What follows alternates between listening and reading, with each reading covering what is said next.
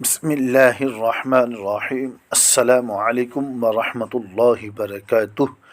حضرت ابو موسیٰ عبداللہ بن قیس اشعری رضی اللہ تعالی عنہ سے روایت ہے کہ حضور خاتم النبیین صلی اللہ علیہ وسلم نے فرمایا: امتی ہذہ امت مرحومہ لیس علیہا عذاب فی الآخرۃ عذابها فی الدنیا الفتنۃ والزلازل والقتل۔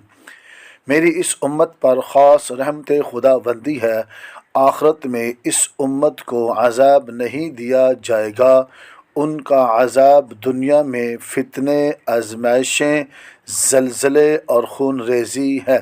حدیث مبارکہ میں اس امت کے بہت سے خصائص و فضائل بیان کیے گئے، ان میں سے ایک خصوصیت یہ ہے کہ نبی رحمت صلی اللہ علیہ وسلم کے امتیوں پر اللہ تعالیٰ کی رحمت خاصہ ہے، جس کی بدولت وہ آخرت کے عذاب سے نجات پائیں گے۔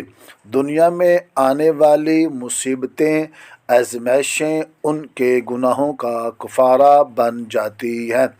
ایک قول کے مطابق عذاب قبر اس امت کی خصوصیت سی ہے جس کے ذریعے اللہ عز و جل ان کے گناہوں کو مٹاتا ہے اور آخرت میں وہ گناہوں سے بالکل پاک ہوں گے، ان پر کوئی غبار نہ ہوگا۔